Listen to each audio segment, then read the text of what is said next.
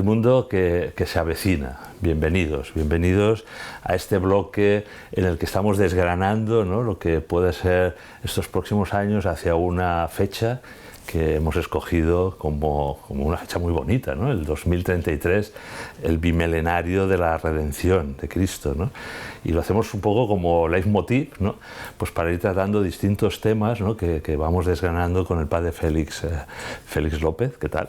Muy bien. ¿Estás? Él es siervo del Hogar de la Madre y bueno, hemos ido, pues eso, ¿no?, desgranando cuáles son los pilares, ¿no?, cuáles serían los fundamentos, los objetivos más importantes, ¿no?, de esa Agenda 2033 que nos hemos un poco inventado así como para decir, bueno, cuál es el punto clave, ¿no? Y uno de ellos es la llamada universal a la santidad, que es lo que me gustaría que tratásemos en este capítulo, ¿no?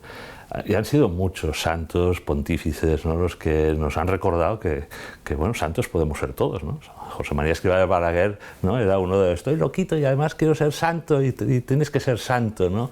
Y esa llamada universal a todos, todos, todos es precisamente a la santidad, ¿no? Claro. Francisco también de alguna manera nos lo recuerda últimamente, ¿no?, porque la primacía está en la gracia, ¿verdad? Y ahí es donde de alguna manera nos jugamos ese peregrinar por la tierra, ¿no, padre? Sí, sí, sí. Yo creo que es muy importante lo que pretendía también el Concilio Vaticano II, tiene en la Constitución sobre la Iglesia, tiene varios números que dedica precisamente a esto, a recordar la vocación universal a la santidad, es decir, todos los hombres de toda condición, los casados, los niños, los jóvenes, los sacerdotes, las religiosas, todos absolutamente, sin excepción, estamos llamados a la santidad, ¿no? ¿Qué es la santidad? Pues la plenitud en el amor, que es la plenitud de la vida cristiana. Entonces, la primera cosa que es importante es, podemos decir, que nos familiaricemos con la santidad, ¿no? Que la santidad no sea algo considerado como extraordinario, propio de unos seres muy raros, muy poquitos, sino que es algo que pertenece a la vida de la Iglesia. Juan Pablo II, en la carta Novo Milenio Ineunte, bueno, dice, una de las cosas que dice es que el nuevo milenio, la Iglesia tiene que caminar en esta vida de santidad, ¿no?, dirigiéndose hacia la santidad. Y otra de las cosas que dice es que es común, ¿no?, para una persona decirle, ¿quieres bautizarte? Es como preguntarle, ¿quieres ser santo? Y la santidad es la consecuencia del bautismo, es como la plenitud que se nos da en germen en el bautismo. Entonces, no debería verse la santidad como algo raro, extraordinario, propio de unos pocos elegidos, sino eso como realmente es la vocación común de todos los bautizados. En las agendas humanas, ¿no?, sean personales, profesionales, políticas, ¿no?, siempre se habla de líderes, ¿no?, o de personas, pues eso, ¿no?, que tienen capacidad de organización, de liderazgo, ¿no? Tal vez en nuestra Agenda 2033 lo que necesitamos son santos, ¿no?, y santos los extraordinarios, pero también cotidianos, ordinarios, ¿no? En esto podemos puntualizar una cosa, es como en el aspecto humano puede haber líderes, ¿no?, que se basan en sí mismos o en sus talentos, pero precisamente los santos son santos porque transparentan a Dios. Entonces, los santos son los que no están ellos en el centro, sino viven de tal manera que dejan ver a Dios en sus vidas.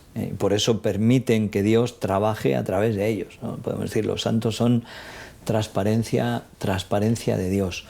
Y ciertamente es necesaria la presencia de santos. Hay un ejemplo que nos puede ayudar a entenderlo, y es como en la vida, o sea, por una parte, el santo es el único cristiano en plenitud. Nosotros somos como un proyecto de cristianos, ¿no?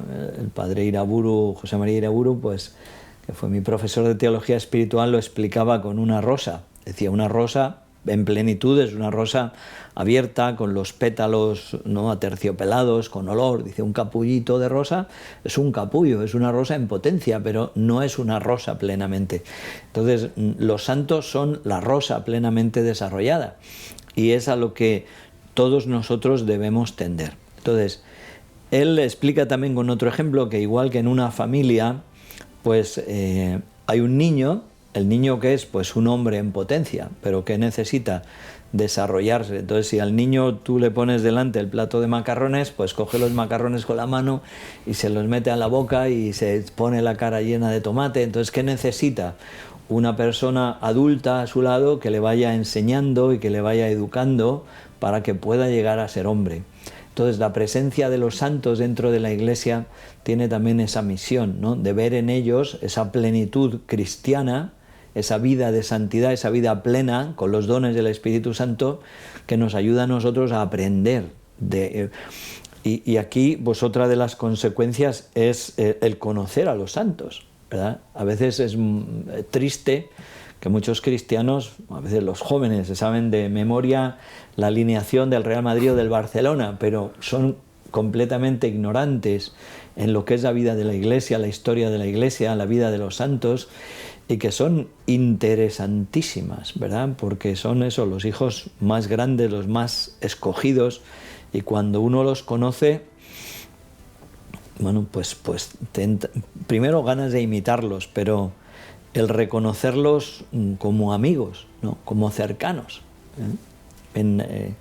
Yo recuerdo que San Francisco de Asís, él tomó como uno de sus propósitos no negar nada a alguien que le pidiera por amor de Dios. Entonces, a cualquier persona que le pidiera por amor de Dios le daría lo que fuera, ¿no? A veces hasta se quitaba una manga de su hábito porque no tenía otra cosa que darle, pero por no despedirle sin nada.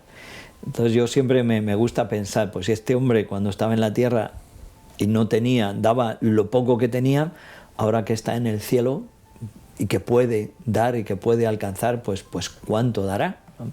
Entonces es muy bonito cómo a través del conocimiento de la vida de los santos, de su persona, se crea también esa comunión de los santos, ese darnos cuenta de que los santos están vivos, ¿no? Que los santos son no solo modelos, sino son amigos e intercesores, ¿no?, que se preocupan por nosotros, que nos conocen, que yo puedo recorrer este camino mirándoles a ellos y acompañado por ellos, ¿no?, por su presencia. Sí, dos hechos anecdóticos recientes, ¿no? Uno es que, bueno, hay juegos que se han salido, pues, bueno, sobre los santos, ¿no? Y que en lugar de estar jugando pues a trivia o a otras cosas, pues se juega, ¿no? Es una iniciativa de una persona pues que relevante y que lo está haciendo y que creo que es una labor muy bonita. Y el otro día, ¿no?, estábamos en Reyes, ¿no?, y los Reyes Magos nos trajeron a todos, ¿no?, pues 3 puntos de libro, y a mí me tocó San Pedro, San Francisco de Sales, ¿no?, y San Lucas. Y me tocó rezar todo este año y meditar sobre estos 3 santos, ¿no? A mis hijos les tocó otros, a mi mujer, ¿no? Entonces, en ese conocimiento de los santos, ¿no?, claro, hay unos santos que son muy heroicos, son extraordinarios, como tú has dicho, son luz del mundo, ¿no?, que debemos serlo todos, ¿no? Explícanos alguno de estos que nos pueden ayudar en este caminar hacia el 2033. Bueno, gracias a Dios, o sea, la cantidad de santos que tiene la Iglesia va a ser difícil, ¿no?, escoger es ahora. inmensa, es verdad, sí, ¿no? Porque pues gracias a Dios los hay de todo tipo, ¿no? De santos heroicos en la caridad, como ya hemos mencionado en otros programas, pues la Madre Teresa de Calcuta, o San Pedro Claver, o Damián de Molokai, o San Maximiliano Kolbe, ¿no?, que su vida fue absolutamente heroica. San Juan de Dios, otros dedicados a la predicación, a la contemplación, unos que son maestros espirituales, doctores de la Iglesia por la doctrina, y otros pues como San José Benito Labre, que pues era un mendigo. O sea, él era un hombre santo, pero que Dios le llamó a vivir como un mendigo. Entonces iba rezando en Roma de iglesia en iglesia, hacía una peregrinación andando a Loreto, mendigando por el camino, y murió después en la calle como un mendigo. Entonces, madres de familia, Juana Beretta Mola, San Francisco de Sales, San Juan Bosco en la educación de la juventud, o sea, Carlo Acutis recientemente, ¿no? Pier Giorgio Frassati, santos jóvenes. Entonces tienes santos ancianos, santos de 15 años, los pastorcitos de Fátima. Es decir, hay una variedad inmensa de santos que nos dice que en todas las profesiones, en todos los estados de la vida, en todas las edades, podemos encontrar estos santos, ¿no? Y también nos consuela ver, porque en algún lugar dice que cuando uno se lee las biografías de los santos, a veces se resalta tanto como lo extraordinario que los santos aparecen como inimitables, ¿no? Pues si yo no, pues yo qué sé, las penitencias que hacía San Pedro de Alcántara, comer una vez cada 3 días, dices, bueno, pues yo no puedo hacer eso, pero claro, eso no es la esencia de la santidad, ¿no? Esto es muy bonito, por eso lo comenté al comienzo, como la santidad es la perfección en el amor, no es la perfección en la inteligencia o en la penitencia, sino es la perfección en el amor, es decir, que yo ame y que deje como que Dios ame en mí. Eso que dice San Pablo, el amor de Dios ha sido derramado en nuestros corazones con el Espíritu Santo que se nos ha dado. Entonces Dios amando en nosotros, Dios amando a través de los santos. Y uno puede ser santo en una vida muy sencilla, ¿no? Muy ordinaria. Es muy bonito también el hecho que la Iglesia el día 1 de noviembre nos ponga esa solemnidad de todos los santos, ¿no? Tantos que son desconocidos, que nadie pasaron por la vida tan escondidamente, tan humildemente, vamos a decir, tan ordinariamente, que nadie se fijaba en ellos, ¿no? Y es como que su grandeza no estaba por fuera, sino por dentro. Entonces, aunque por fuera no llamaron la atención por el estilo de vida, pero su calidad de vida interior, su unión con Dios, su humildad, su olvido de sí mismos, pues fueron heroicos. Entonces, en la tierra son desconocidos, pero en el cielo allí están, brillando como estrellas. Y en el juicio final, que es, pues entonces serán conocidos. Todos podremos conocer a esos que han pasado desconocidos en la tierra. Entonces, la comunión de los santos, ¿qué es? ¿Debemos de alguna manera tener presente esa idea de los santos en el cielo, en la gloria? Sí, claro, tenemos que tenerlo muy presente y ser conscientes de su cercanía y de que esa comunión es real, ¿no? Es verdad que Dios ha sido su anhelo en la tierra y es su gozo en el cielo. Viven en Dios, están unidos a Dios, contemplan al Señor, pero precisamente porque están unidos a Él, participan de una manera más intensa de ese amor de Dios por los hombres, ¿no? Si Dios quiere que todos los hombres se salven, el deseo de los santos en el cielo es el mismo deseo de Dios, y por eso ellos interceden, suplican, acompañan, y realmente pues es un gran consuelo el saber que no estamos solos, no estamos abandonados en la tierra. A veces la vida puede tener exigencias, puede haber momentos duros, entonces tener esos grandes amigos, ¿no? Los mejores hijos de la Iglesia, esas personas tan excelentes y que son tan asequibles, tan cercanos a mí, pues es una maravilla poder vivir esa comunión, ¿no? La Iglesia nos lo enseña. En la misa misma pues estamos con los ángeles y los santos, dice el prefacio, ¿no? Cantamos con los ángeles y los santos. Es toda la Iglesia celeste que se une a la Iglesia terrena, y no solo en la misa, sino en la vida de cada día. Es como vivir con los pies en la tierra, pero también con el corazón en el cielo. ¿Cuáles son los santos protectores del hogar de la Madre?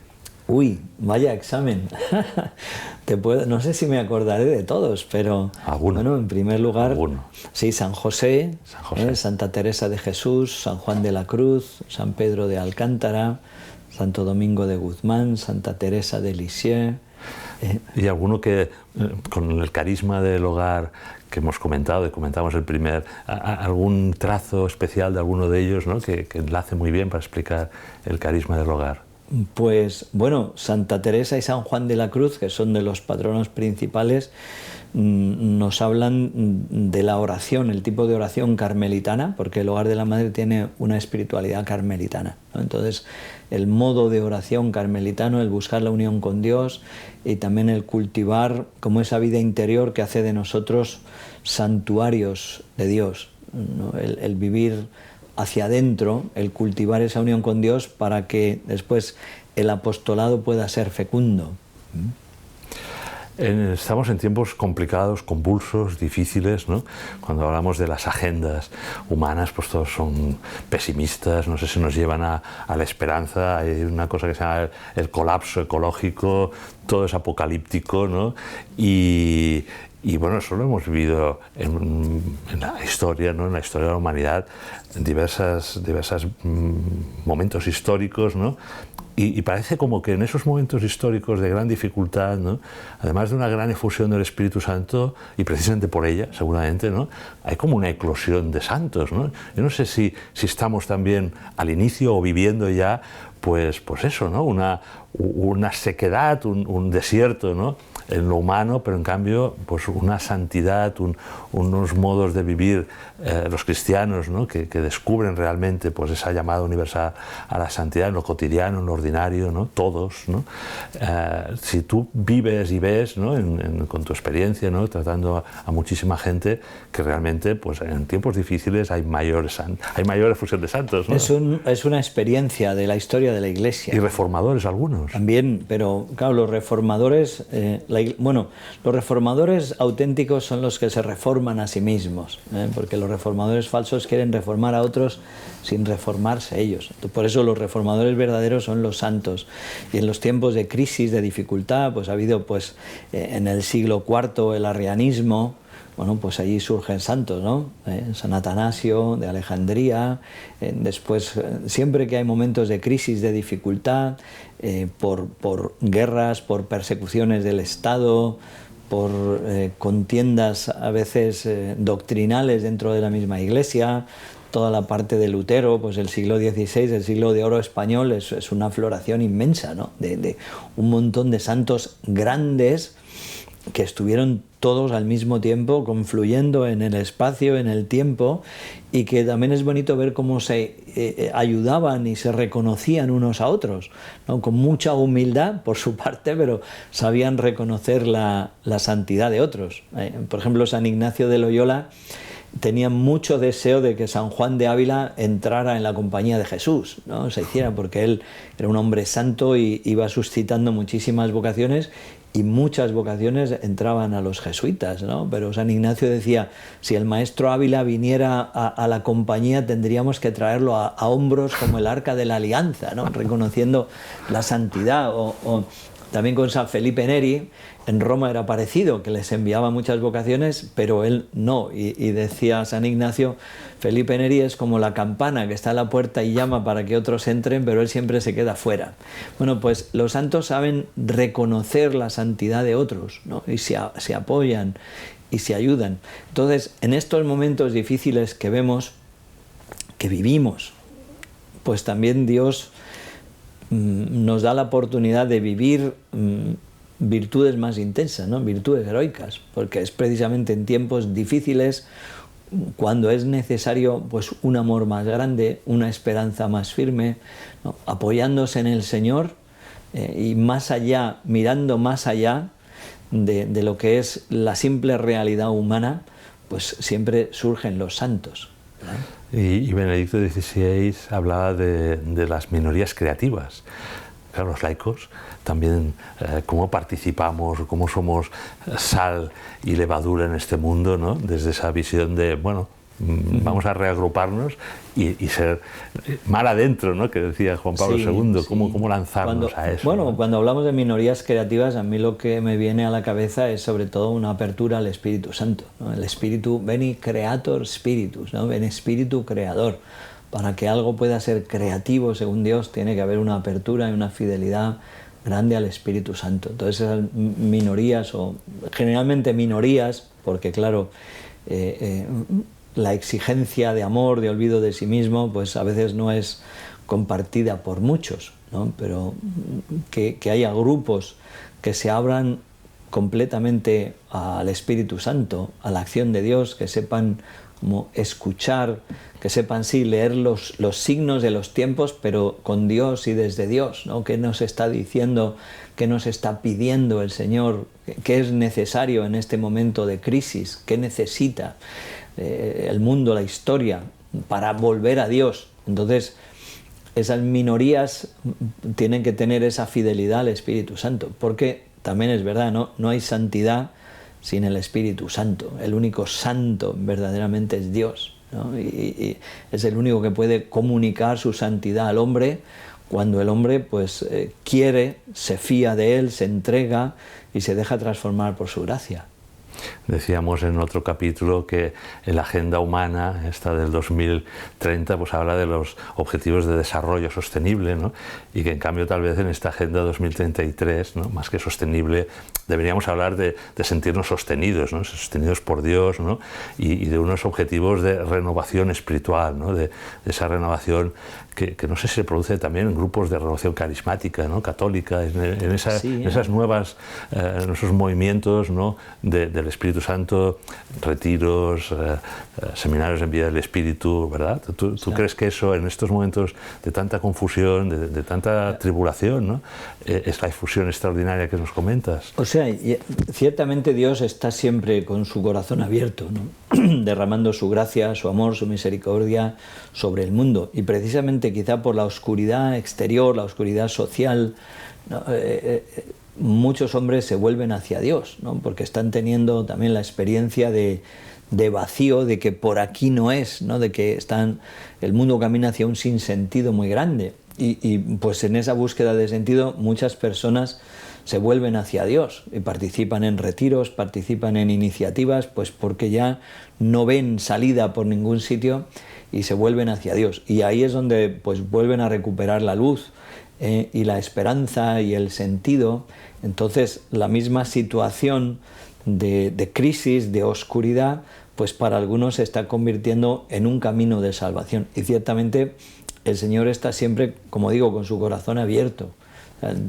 Decía San Juan de la Cruz, si el hombre busca a Dios, mucho más le busca a Dios a él. O sea, no es que el hombre tenga que buscar a un Dios que está por ahí perdido y olvidado, sino que es un Dios, al contrario, que está siempre llamando a la puerta, ¿no? Mira que estoy a la puerta y llamo, si alguno me abre, entraré y cenaremos juntos. Dios busca, nos amó primero, ¿no?, busca la intimidad con el hombre.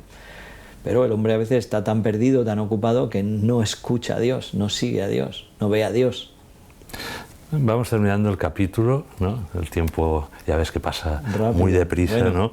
Y bueno, otro punto de esa agenda humana, ¿no?, que está bien, ¿no?, el tema del cuidado del entorno, ¿no?, del planeta, de la Tierra, ¿no?, es bueno, muy loable, ¿no?, los problemas que hay, ¿no?, de contaminación, etcétera, ¿no? Y para eso pues las agendas humanas buscan líderes, ¿no?, como decíamos antes, ¿no?, y movimientos y ONGs y tal, ¿no? Pero una visión bonita, ¿no?, que leí en el libro de Eduardo Granados es, bueno, es que son los santos, ¿no?, precisamente los que como miran a esa naturaleza, a ese entorno, a esa creación, ¿no?, con los ojos del Creador, pues van a ser los que realmente puedan de alguna manera tirar adelante esos objetivos que también son bonitos, ¿no?, de cuidado de la ecología humana, ¿no?, como decía también Juan Pablo II, ¿no?, y Benedicto, y de la ecología natural, ¿no?, de lo que Dios ha ofrecido al hombre, ¿no?, que es pues esa belleza, esa naturaleza, ¿no? ¿Tú crees que es así? Es decir, el santo, más que el líder, los santos, nosotros, ¿no?, que aspiramos a esa santidad, pues como podemos ver al planeta o en un entorno como lo ve Dios, ¿no?, vamos a ser realmente los que lo cuidemos. Pues a ver, San Francisco de Sales tiene una frase que creo que puede iluminar, y él dice: la fe es un rayo de luz divina que hace ver a Dios en todas las cosas y todas las cosas en Dios. Entonces, cuando un hombre tiene fe profunda, un santo, es capaz de ver todo en Dios y en referencia a Dios. Entonces, el ver la naturaleza como un don de Dios, del que el hombre está llamado, pues sí, a dominar, pero al mismo tiempo a respetar, ¿no?, a cuidar, porque es también un don de Dios. Lo peor es cuando el hombre olvida a Dios y se siente dueño absoluto y responsable, y olvida cómo la creación es un don de Dios que el hombre debe custodiar. Y Juan Pablo II mencionaba que no es solamente un problema técnico, es decir, qué puede hacer el hombre, sino también un problema ético, ¿no?, de que el hombre sienta la responsabilidad del uso que puede hacer de la naturaleza para el propio bien del hombre y para el propio bien de la humanidad. Claro, lo que es tremendo es que se explote la naturaleza de una manera desordenada o con fines simplemente económicos, o que se tire, cuando hay una producción enorme de alimentos, se tiren alimentos al mar o se dejen perecer pues para que no bajen los precios cuando hay personas que están muriendo de hambre. Entonces, a veces se puede jugar, se puede malinterpretar también con el tema de la sostenibilidad, del aumento de población, porque hay muchas injusticias y mucha ideología que se mete por medio, ¿no?, que se manipula la realidad de un problema ecológico, pero olvidando ese sentido creacional, ese sentido también de caridad y de responsabilidad que el hombre tiene delante de Dios, del cuidado de la naturaleza. Y ahí animamos también pues, a profundizar en la doctrina social de la Iglesia, Sí, ¿no? Donde supuesto. bueno, pues se nos pide un uso responsable de los bienes, ¿no? Porque al final son bienes que nos han sido dados, ¿no? Y han sido dados como un don del Creador, de Dios. Padre, pues estamos ya al final, o sea muy que... bien, bueno, pues... Pero vamos a tocar en el último capítulo algo muy bonito, ¿no? Que yo creo que es nuestra marca, digamos, como cristianos y en el programa, que es la esperanza, ¿no? Por lo tanto, te invito a la semana que viene para hablar precisamente de la esperanza cristiana en el mundo que se avecina. Fenomenal, pues con mucho gusto lo haremos.